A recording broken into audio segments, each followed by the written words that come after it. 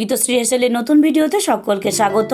আজ একটা স্বাস্থ্যকর পুষ্টিকর রেসিপি আপনাদের সাথে শেয়ার করব। রেসিপিটা বানানো ভীষণই সহজ, ছোট থেকে বড় সকলের সাথে সাথে যারা ডায়েট করছেন তারাও এটা নির্দ্বিধায় বানিয়ে নিতে পারেন। মাত্র 10 মিনিটেই এত সুন্দর একটা স্বাস্থ্যকর জলখাবার বা বাচ্চাদের টিফিন আপনারা বানিয়ে নিতেই পারেন। আজকের recipe fried dahlia. Fried dahlia বানাতে কিছু সবজি লাগবে, সেই কারণেই আমি এখানে একটা গাজরের খোসা ছাড়িয়ে সেটাকে ছোট ছোট করে কেটে নিয়েছি। এই একইভাবে আমি বাকি সবজিগুলোও কেটে নেব।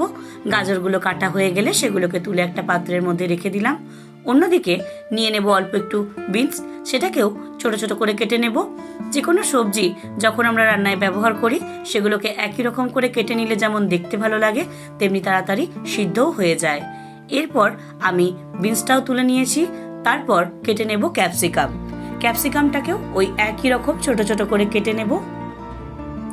ক্যাপসিকামগুলোও কাটা হয়ে গেছে, এবার এগুলোকেও আমি তুলে রেখে দেব। এরপর দিয়ে দেব একটা টমেটো।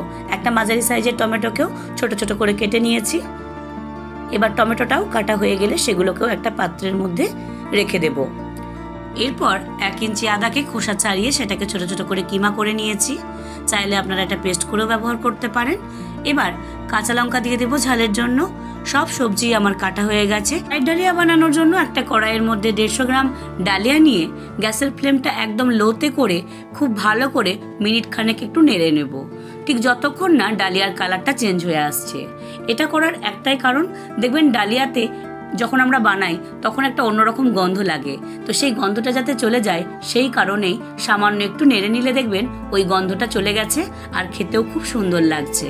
তো এবার গ্যাসের ওভেনটা অফ করে দিয়ে ডালিয়াটাকে সামান্য একটু ঠান্ডা করে সেটাকে পরিষ্কার জল দিয়ে 2 থেকে 3 বার খুব ভালো করে ধুয়ে নেব।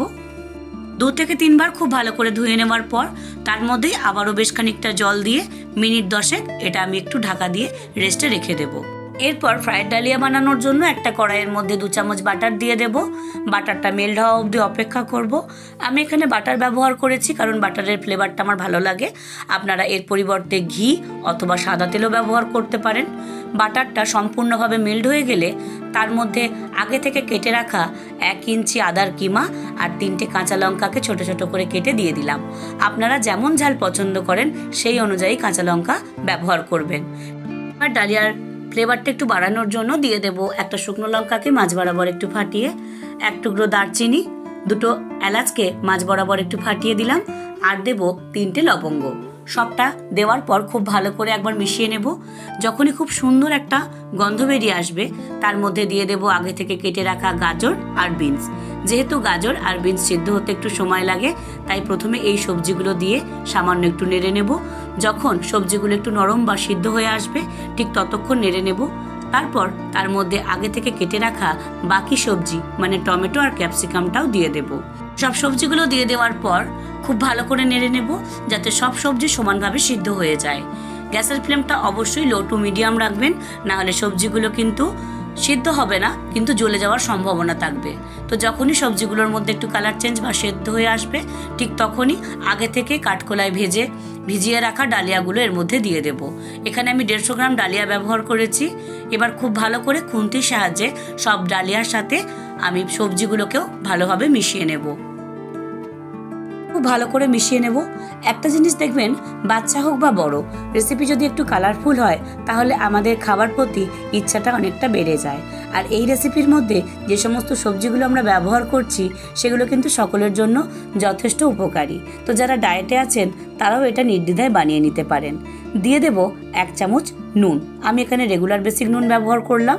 ডালিয়া আর সবজিগুলোকে সিদ্ধ করে নেওয়ার জন্য 1 কাপ গরম জল দিয়ে দিলাম। ডালিয়াটা আগেই কাঠকোলায় ভিজিয়ে রেখেছিলাম, তাই ডালিয়াটা প্রায় 70% কুক হয়েই আছে। সবজিগুলোর ক্ষেত্রেও তাই, যেহেতু ছোট ছোট করে কেটে অনেকক্ষণ ধরে এগুলোকে ফ্রাই করে নেওয়া হয়েছে তাই সেই কারণে এটা হতে খুব বেশি সময় লাগবে না। ঢাকা দিয়ে মিনিট 2 রাখলেই হবে। এবার উপর থেকে ছড়িয়ে দেব কাজু আর কিশমিশ। যদি কাজু বা কিশমিশ আপনাদের কাছে না থাকে সেক্ষেত্রে আপনারা চিনেবাদামও ব্যবহার করতে পারেন। সবকিছু আমার দেওয়া হয়ে গেছে। এবার যেহেতু ফ্রাইড ডালিয়া আমি বানাচ্ছি, এটা একটু মিষ্টি ভালো লাগে, তাই দিয়ে দেবো 1 চামচ চিনি। খুব ভালো করে সব কিছু আমি একসাথে মিশিয়ে নেব যাতে নিচে লেগে না যায়, সেই জন্যে গ্যাসের ফ্লেমটা একদম লোতে রেখে দেব। একটু ঘন ঘন নেড়ে নিলেই দেখবেন জলটাও শুকিয়ে এসেছে। এবার এটাকে আমি সার্ভ করে দেব। তৈরি হয়ে গেল ভীষণই স্বাস্থ্যকর এবং পুষ্টিকর, বাচ্চা থেকে বড় সাথে যারা ডায়েট করছেন তাদের জন্য একটা পারফেক্ট জলখাবার বা টিফিনের রেসিপি। যে কোনো নিরামিষ দিনেও আপনারা এটা বানিয়ে নিতে পারেন। তো এই ভিডিওটা দেখে যদি আপনাদের ভালো লেগে থাকে বা উপকৃত হন তাহলে প্লিজ লাইক, শেয়ার, কমেন্ট করতে ভুলবেন না। যদি এই ভিডিওটাই আপনারা ইউটিউব চ্যানেল থেকে দেখেন তাহলে লাইক, শেয়ার, কমেন্ট করতে ভুলবেন না আমার পুরনো বন্ধুরা। আর যদি নতুন বন্ধু হন তাহলে সাবস্ক্রাইবের অনুরোধ রইল, পাশে থাকা বেল আইকনটা প্রেস করবেন সব নোটিফিকেশান সবার আগে আপনার কাছে পৌঁছে যাবার জন্য। আর যদি ফেসবুক পেজ থেকে দেখেন তাহলে প্লিজ পেজটিকে একটু ফলো করে দেবেন।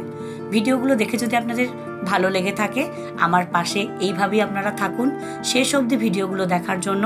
আপনাদেরকে অসংখ্য ধন্যবাদ। খুব তাড়াতাড়ি দেখা হচ্ছে গীতশ্রীর হেসেলে নতুন ভিডিও নিয়ে নতুন এপিসোডে। ভালো থাকবেন, সুস্থ থাকবেন, নমস্কার।